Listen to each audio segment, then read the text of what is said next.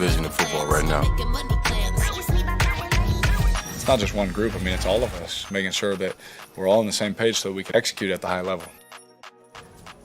The Raiders have gone all in this offseason. Today marked the Silver and Black's latest move, signing Hunter Renfrow to a 2-year, $32 million extension. So far this offseason, the Raiders have extended Derek Carr, newly acquired wide receiver Davante Adams, Hunter Renfrow, plus Max Crosby. They also signed Chandler Jones for north of $50 million in free agency. However, despite all those moves, ESPN's Football Power Index still gives them the lowest chance to win the best division in football, that of course being the AFC West. What's going on this Friday? It is NFL Live. I am Field Yates, and right here next to me is Dan Graziano. Good to have all of you with us here today. And up here on the screen, left and right, Rob Ninkovich and Louis Riddick. So, Nink, Raiders are clearly all in this offseason. Are you all in on this team? I am all in on this team, and I think that the index is completely wrong when they say they're going to be in last place in that division. So hear me out on this. They spend a lot of money. They keep a lot of guys in-house. So they keep Carr. Josh McDaniels is new to this team, but he is an offensive mind. He is a guru. So you think back when he was the offensive coordinator with the Patriots, he had Wes Welker. Then he had Julian Edelman. Now he has Renfrow and Adams. So with this offense, we understand that Carr is the guy. They paid him the money. And with that, I really think that this offense, and then on top of it, they're going to have the best pass rushing duo in the NFL. Chandler Jones leads and set the sack record for the Arizona team. And I'm listening out. Like Max Crosby right now has all the tools to be probably one of the top pass rushers, the sack leader in the NFL, because he is that good. So they're going to have the defense. They're going to have the offense. They are stacked offensively. So I really think that this football team, I know it's a tough division, but they could easily win this division, easily. Yeah, look, man, I expect Josh McDaniels to absolutely knock this job out of the park. Knowing him like I do, having talked to him like I have, and listened to him talk about the X and O part of the game, the player development part of the game, the relationship management part of the game, he's ready to rock and roll, and he is the key. He's the key to everything getting off the ground and running smoothly right from the get-go, because he comes from one of the best schools, football schools, really in the history of the NFL in terms of what Bill Belichick knows about building programs. So I expect him to have this team going. As much as we talk about the offense, as much as we talk about Derek Carr, Davante Adams, and how this offense should be explosive, particularly on the perimeter, look, I'll tell you this, Rob, I'm with you. The defensive side is really what will allow them to compete in AFC West in particular against these explosive quarterbacks. Look, I was out at the Pass Rush Summit, Von Miller's Pass Rush Summit out in Las Vegas. 6 years going now, 6 years going strong here. And Max Crosby and Chandler Jones, that's Chandler Jones on the screen here, were two of the participants. Max Crosby and Chandler both presented to the entire forum. And people were dialed into what these two really had to say. One, because of what Max did last year. Max called his shot last year in Las Vegas. He said he was going to have the best season of his career. He said his life depended on it. He said his career depended on it, and he did exactly that. Look, Rob, you mentioned it. Chandler Jones is the all-time leading sacker in the history of the Arizona Cardinals. And when he talked out there, people wanted to listen because he can be so unorthodox with the way he rushes the passer. People were like, how do you do that? And it was such a cool experience to see those two at that summit. And I'm sitting there thinking, oh, yeah, these two are going to raise hell this year. They're going to be a problem. You better have some offensive tackles when you go up against the Las Vegas Raiders, because they are coming for your quarterback, man. They got two of the very best in the business. Yeah, I like where the Raiders sit, Field. I mean, like, they won 10 games, right? They made the playoffs. They were already good. And I know how excited everybody is, and for good reason, about Denver getting Russell Wilson. And I know how excited everybody is, and for good reason, about what Justin Herbert can do. Fact of the matter is, those two teams have to pass the Raiders, who didn't really lose people of significance and added some people of significance. So I like what they're doing in terms of bringing guys in from the outside. I like what they're doing in terms of signing their own guys, right? Carr, Renfrow, Max Crosby. I think they'll do something with Darren Waller, or at least they'll try to do that before the season starts. So yeah, I think they're in a good spot. I mean, offensive line concerns aren't to be dismissed. Yeah. But I think with Josh McDaniels bringing a new offense in there, it's possible they can mitigate that. I want to remind people of this perpetually. we can love the process of all four of these teams this offseason. We're probably not going to love the result of at least one of these teams at the end of the regular season, when one of them might be 8-9 and out of the playoffs because the AFC is just that good. But for now, plenty of excitement, and certainly a focal point for that excitement in Las Vegas is the new look offense with Davante Adams. And since he arrived in Vegas, a lot of questions have been raised. Why'd you leave Green Bay in the first place? He answered that emphatically on Thursday. Where I'm in my career, and this isn't a shot at anybody, any other quarterbacks or, in Green Bay. I love Jordan Love, especially. He's a great guy, but, I got aspirations of doing really, really big things and being remembered. And it wasn't really a point in my career that I was willing to sacrifice, Aaron not being there, after a year or two. What are some of the maybe subtle similarities or differences between Rodgers and Carr, since you've worked with both of them for so many years? As far as talent and ability, it's really similar if I'm keeping it real. Derek picked up where we left off, and, we both are so committed and obsessive over our craft. When you got two dudes that have worked together and already built up a lot of camaraderie and, have a close friendship, I feel like that makes it so much easier kind of getting back and gelling, the way you were before. All right, Louis, a lot to unpack there, including a quote that basically compares Aaron Rodgers and Derek Carr, excuse me. They're a couple Carr brothers. Hard to keep up with them sometimes. But compares them, and pretty favorably for Derek Carr. But could Rodgers and the Packers, you think, have done more to keep Davante Adams in Green Bay based off how we answered that question? No, I don't think so. And you know what? I'm cool with that. As a matter of fact, I like that. I like the fact that, one of the things that I preach all the time, Field, and that we've talked about, both privately and on air, about relationships and how much building them, managing them, growing them is really one of the things that gives you a competitive advantage in the NFL if you have a healthy situation in that way, is something that Davante valued, man. And that wasn't to say he didn't value and or have a good relationship with Aaron Rodgers, but he said, one, I basically don't know how much longer he's going to be here, and I don't want to sacrifice the rest of my career in the event that he's not there. And I think what he's alluding to is the fact that I may have substandard quarterback play and have it affect my career. And two, I have a guy out here in Vegas that's my boy, that I played with in college, that I know very well, that I expect us to be able to hit the ground running in a system that really is going to be tailor-made for both of us. Look, I was a pretty good receiver in college. Derek was a pretty good quarterback in college. We had nice chemistry there. We're going to have nice chemistry out here in Las Vegas because we're both much better. Read some of the scouting reports on Davante Adams from the time he was in Fresno to where he is now. Read some of the scouting reports on Derek Carr from the time he was at Fresno to where they are now. They're both light years ahead of that, and now they get to play together and be happy together and probably play, who knows, 4, 5, 6 years more together. That's a beautiful thing, man. I think you're going to see that trend start to really ramp up in the NFL like it is in the NBA. Guys want to get together and play with one another because relationships, I think, is one of those areas that it's not exploited enough and not utilized enough in terms of allowing it to give you a competitive advantage. And I think we're going to see that starting to change. Stars are starting to align, you could say. So, Ninko, everything really good right now in Las Vegas. How about on the other side of this coin? What's your level of concern about the Packers offense without Davante Adams?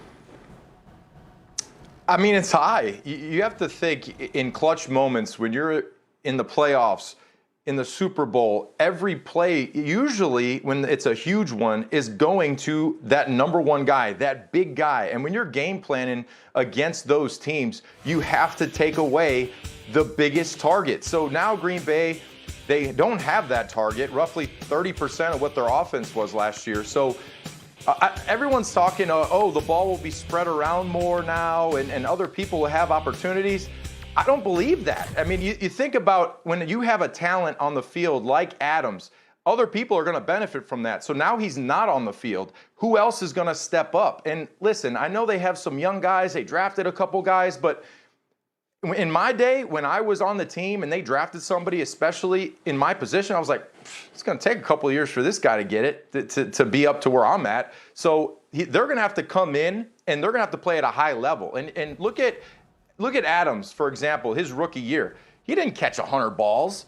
And these guys that are coming in, they're going to have such high expectations to play at such a high level for Green Bay, to play at a level that really, as a rookie, you want to learn from a veteran. You want to see a guy like Adams and how he performs and how he prepares himself. So it's going to be tough for Green Bay. I don't think that they're going to have the firepower that everyone expects them to have just because Aaron Rodgers is the quarterback. Yeah, it's an interesting dilemma, isn't it, Rob? I mean, you would expect, based off of history and based off of the past, that you're going to have to young players to ramp it up. They don't have time, man, because they are. Look, Davante said one of the reasons why he got out of there is like, I don't know how much longer the quarterback's going to be here. So who knows if Aaron's not going to want to play with a bunch of guys who can't get the job done. So now the pressure and the onus is on them. They have to pick it up right now, and they better take advantage of the fact that these guys are playing in offenses in college that now translate to the NFL much more quickly. And I'll tell you what, Matt LaFleur better figure out a way to get it going, because they can't just run the ball every snap. They can't. I mean, as good as their running game is going to be, they're going to have to put it up if they're going to want to beat like that team down there in Tampa or the team out in L.A. They're going to have to be able to compete with those guys through the air, that being the Buccaneers and the Rams, just in case people thought I forgot what they were. And they do love their running backs. Obviously, Aaron Jones and A.J. Dillon. And LaFleur coming from that Shanahan system, everything works off the running game. The passing game works off the running game. So it'll start there. But I don't think the Packers are trying to kid us about what they have at receiver. I think they're, they know there are a lot of what-ifs there. Like the young guy Watson, they're talking up Sammy Watkins the other day. Sure. We don't know what he's going to bring them. So I think it'll be a work in progress. But I definitely get the sense from people there that there's an aspect of, we're paying our quarterback $50 million a year. He should be a kind of guy that helps make these other guys better. And I think they're relying on that a lot, too. I also think they're mindful of the fact they have a very good defense on paper. Special teams should be a little tidier this year, and that division might be one where you kind of have a little bit of breathing room, because I know Minnesota making some noise, but Detroit probably a couple years away, and same goes for Chicago. We are just getting started here on NFL Live, and up next, Dan's going to update us on the latest for Jimmy Garoppolo and Baker Mayfield. Which teams could be targeting those franchise quarterbacks, or at least at one point in their career? And after some roster reconstruction this offseason, Dak and the Cowboys have Super Bowl on their mind. Here, that pointing Spider-Man meme right now, two guys in very precarious spots.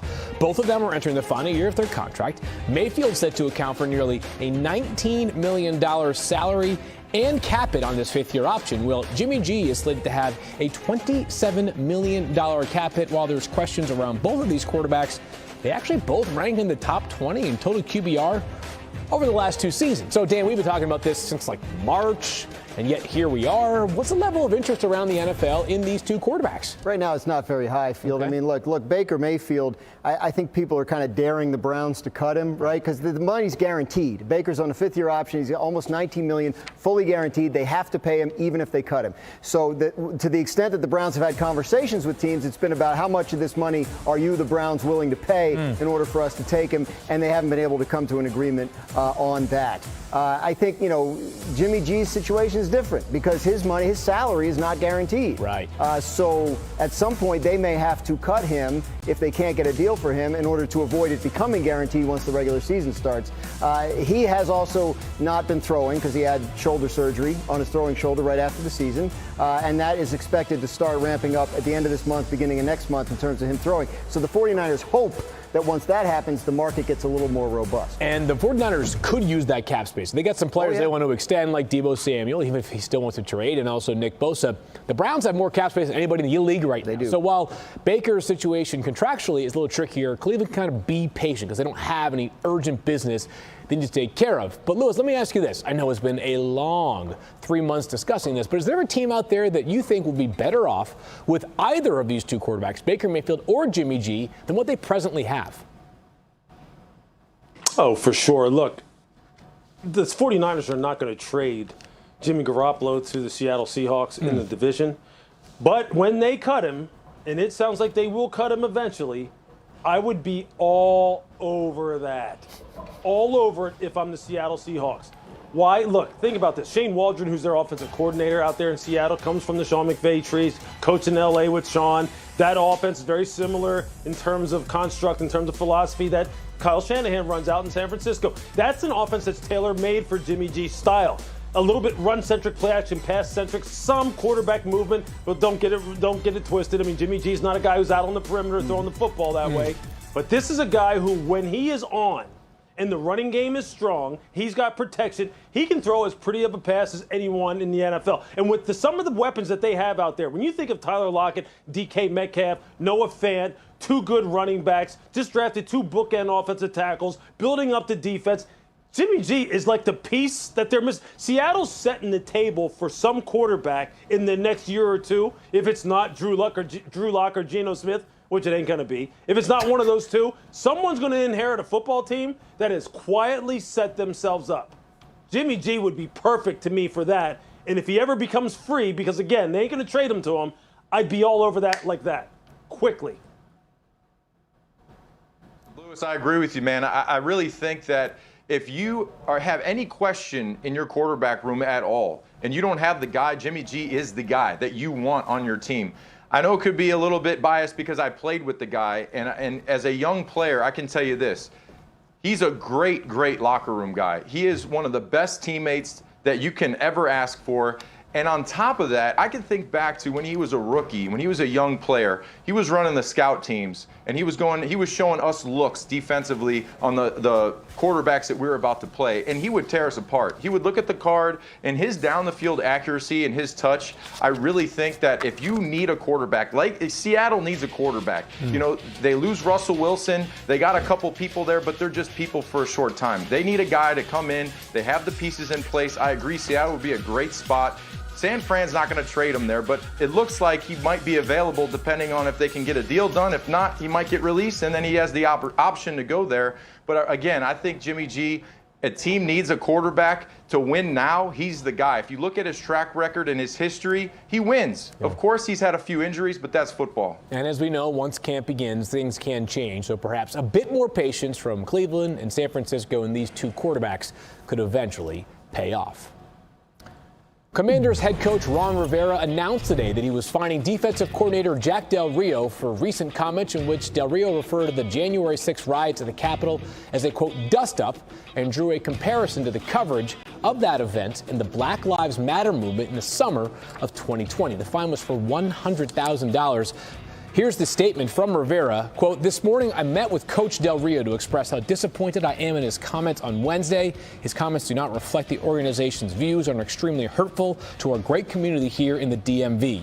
As we saw last night in the hearings, what happened on the Capitol on January 6, 2021 was an act of domestic terrorism. A group of citizens attempted to overturn the results of a free and fair election, and as a result, lives were lost and the Capitol building was damaged. Coach Del Rio did apologize for his comments on Wednesday, and he understands the distinction between the events of that dark day and peaceful protests, which are a hallmark of our democracy. He does have the right to voice his opinion as a citizen of the United States, and it most certainly is his constitutional right to do so. However, words have consequences, and his words hurt a lot of people in our community. I want to make it clear that our organization will not tolerate any equivalency between those who demand justice in the wake of George Floyd's murder and the actions of those on January 6 who sought to topple our government. After reflecting on the situation and circumstances, I have decided to fine Coach Del Rio $100,000, which the team will donate to the United States Capitol Police Memorial Fund. I feel strongly that after our conversation this morning, he will have a greater understanding for the impact of his language and the value that our team stands for. This also in. Chargers owner Dean Spanos is being sued by his sister, Dia Spanos-Berberin, for alleged misogynistic behavior and repeated breaches of fiduciary duty, this according to Adam Schefter and Kimberly Martin.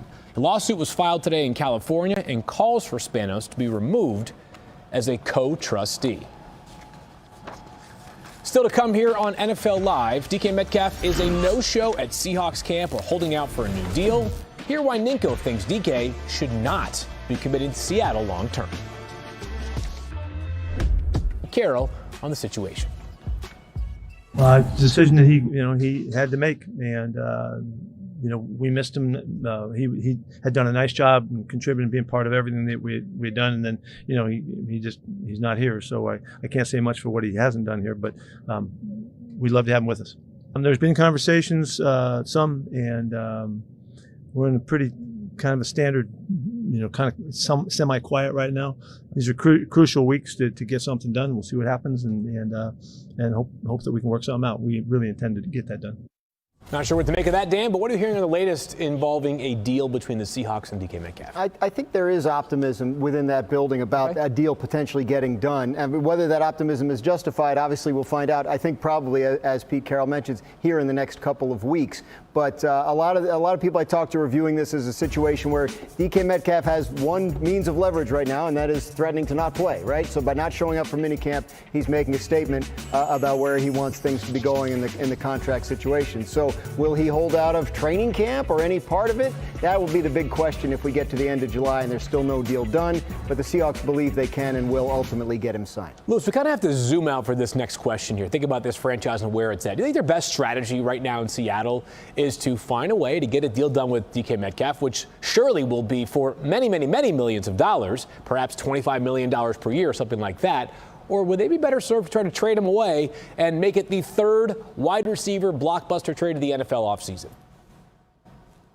Well, Phil, I think there's a lot of conversation that has to be had, and before you can get to what the resolution is going to be, whether it's going to be a long-term contract or trading him away. By that I mean this: look, how does John Snyder and how does Pete Carroll, how do they view DK? Do they view DK as a difference maker of the variety of the guys that have been getting paid top dollar this offseason? Do you really look at DK the same way you look at Davante Adams? Do you look at him the same way you look at Tyreek Hill? Do you look at him the same way as you look at Stephon Diggs, A.J. Brown, Cooper Kupp? Look, I wouldn't put him in that category. I think he's a notch below that. Now, the next question is, well, what is he asking for? What does Seattle think of him, and what is he asking for? So if they're somewhere close in that low $20 million range and Seattle feels as though that philosophically it makes sense to pay him that amount, then fine, then you keep working towards it. If he's talking about Davante Adams, Cooper Kupp type money, then look, my best guess would be that, look, they're not going to pay that kind of money, and they will look at what their next best alternative is. And we saw this past year. Look, wide receivers, more and more and more, are starting to be drafted higher and are providing great return on investment, especially when you're talking about, and by higher, I don't mean just first round, but first and second round. You're getting great return on investment by second rounders. And I'm not saying DK is easily replaceable, but at some point it may come to that. It may come to, look, we're not paying you 25 plus, man. And receivers are coming in the league and they're tearing it up at a much quicker, faster rate. So this is going to be interesting to watch. It really will, because this discussion has a lot of layers to it when you're talking about Seattle in particular. Yeah, listen, if you're DK, who's throwing me the football, too? Like, they don't have a quarterback. And listen, if you're DK, you're sitting there, they just traded away Russell Wilson. We don't really have a quarterback. If Jimmy G was available, if he gets there, okay, well, that's a different story. And I think that team would be in better shape. But right now, they don't have the answer at quarterback. And Pete Carroll is the oldest head coach in the National Football League. If you sign a 4-year contract, in 2 years, he might be hitting the surfboard in Hawaii, retired at 72. So I really think that he needs to figure out, okay, am I going to be here? Who's going to be my quarterback? Who's going to be throwing me the football? Because we just had a guy in Green Bay leave because he didn't know if Aaron Rodgers was still going to be throwing him the football in a year. So there's a lot of things that this team has to figure out. Number one, starting at the quarterback position. Earlier discussion comes to fruition. It could be Jimmy Garoppolo throwing the football to DK Metcalf if he is still there in Seattle. Let's move to some quick reads, and we, of course, have more wide receiver chatter specific to a contract. Dan, what's the latest on the contract stalemate or situation involving Deebo Samuel and the 49ers? Yeah, opposite DK Metcalf, Deebo actually showed up for mandatory minicamp, which is obviously an encouraging sign after he had expressed a desire to be traded earlier this offseason. I think that request caught the 49ers by surprise. They felt like they could resolve the situation, and right now they feel like they still do. But as we mentioned earlier, they may need to clear some cap space to get their big extensions done. Lewis, the Saints have their mandatory minicamp soon enough. Doesn't sound like we'll see Michael Thomas on the field at 100%. How important is he to the Saints offense this year? Look, I think wide receiver rooms are made up and comprised by general managers the same way you build a basketball team. You want guys who complement one another. Michael Thomas, look, this guy's one of the best all-around wide receivers in the NFL. He fits perfectly with the other guys that they have, like Jarvis Landry, like Marquez Callaway, like Chris Olave. With him not being there, that's a tremendous hit to this football team that right now we're all excited about seeing in 2022. Minko, Gronk's still a free agent. What would be your expectation as we get closer to a return? Could he potentially be back in the NFL this year? Just relax, everybody. Come on, he's sitting back, he's working out, he's feeling good. There's no need for OTAs, mini camp, the offseason. He's got great chemistry. We know Tom Brady and Gronk are the go-to combo, so he'll be there. He'll probably wait till the end of training camp. What a power move right there by Gronk. Who needs training camp when you're a future Hall of Famer? Let's go to Detroit, where Lions head coach Dan Campbell does not expect Jameson Williams, their second of 2 first-round picks, to be ready for training camp as their first-round rookie wide receiver continues his recovery from a torn ACL. It was suffered in January in Alabama's national championship game appearance. Williams previously expressed optimism he'd be ready. Doesn't look like that'll be the case, but remember, this is about the long haul in the future for Jameson Williams in Detroit. Still rocking and rolling here on NFL Live. And coming up, Lewis explains why Bill Belichick being more involved in the Patriots offense this offseason might complicate things for a second-year quarterback. Leadership, great play. I mean, just the whole way took command, great collaborating as an offensive staff with him to kind of work in and nuance some of the things that we do to kind of suit him and his style, and kind of get to learn a few things about him and pick his brain about things he did and what are the favorite things you did in Atlanta. Let's see if we can incorporate a few of those things that kind of fit with us. So we got a lot of that done over the last number of weeks. Hearing about that new quarterback-head coach relationship. Yeah, all good stuff. I mean, I think what you're hearing from Frank Reich there reflects what you hear from people in that building, which is very impressed with Matt Ryan's professionalism, fits right in. It reminds me a lot of the stuff I heard in Indianapolis 2 years ago when they brought in Phillip Rivers, and not a lot of what I heard last year when they brought in Carson. I thought you were going there, and I was going to say now, be careful, Dan. Tom Brady is in Bucs camp this week. It's mandatory. He's got a different group of receivers, of course. No Chris Godwin as he continues to recover from his ACL surgery, and we're still waiting on Gronk. He also has a new head coach in Todd Bowles. Brady dismissed speculation of drama with his previous head coach, Bruce Arians. Take a listen. Zero whatsoever, yeah. He and I have a great relationship, and I think that's, part of why I chose here was because of Bruce. I mean, he and I have been as incredible communication, and, I have great respect for him. And he knows how I feel about him. That's the most important thing. And I know how he feels about me. All right, Nick, I'm not going to ask you if you believe him. I'll ask you, what do you expect to see from Brady working with the new head coach this season? Well, I think there's going to be a learning curve here. There's going to be a little adjustment. You'd think last year with Bruce Arians is an offensive mind. He had worked in the Colts, and he had worked with Manning, so he's working with Tom, and they're collaborating together. Well, now it's going to be more so Leftwich and Tom running the offense, and then the head coach just kind of sticking to the defense and managing everything in between. So I think it's going to be fine. Listen, they've been together in the past. They're going to be good. The Tampa Bay Bucs are going to be really, really good, and we expect them to be, if not in the Super Bowl, close to the Super Bowl. They seem to find a way to compete when you have 12 under center. Hey, let's go to Brady's former team. That's up in New England. Mac Jones entering his second season, now working with a flurry of different coaches. As questions continue around who's going to be calling plays this season, Jones shared how this process is playing out in minicamp so far. I think we have a great group of coaches that obviously have a lot of experience, not only on offense, but defense, special teams, all that. So they've seen a lot of football. And the most important thing is just getting on the same page, speaking the same lingo. I feel like we've made a lot of growth together, as an offensive unit with him, and then obviously personally with him and as a quarterback group. So having his input is always, going to be very beneficial to me. Lewis, do you have any concern of the lack of clarity? Who's going to be calling the plays for the Patriots this year? Yeah, of course, Field. I mean, I think even before we get to the play calling part, did you hear what Mac just said right there? This dawned on me. He said, look, yeah, we've been having some good experience as far as, the most important thing is getting on the same page, speaking the same lingo.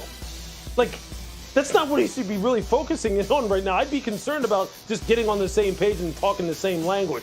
Let's just juxtapose that with if Josh McDaniels was still there, what they would be focused on. It'd be focused on, hey, Mac, remember this play? Remember that situation? Remember this third down call? Remember that red zone situation where you did this? Maybe you took the wrong drop. You made the wrong read. Now they have to go back to getting on the same page, speaking the same lingo, before they can even get to that stuff. So look, I'll never doubt Bill. You guys know, right or wrong, I'll never doubt him. The guy taught me football at the pro level. But yeah, I'm concerned, man. I'm concerned until I see it come to fruition on the football field in a positive way. I'm concerned as to what this is going to look like, for sure. Yeah, Lewis, I think back to when I was outside linebacker in 2010. We didn't have a defensive coordinator. We didn't have a named defensive coordinator. It was kind of a modge podge of 3 different coaches that were kind of running the defense in the meetings. And then Bill basically was the defensive coordinator that year, but there was really no named coordinator. And the one thing I can say on that was, you knew that you could always go back to Bill, because he was the guy, every question you had, go to Bill. Anything that was kind of, I'm not sure here, go to Bill. So now that he's with the offense, I can't think of a better guy to sit next to as a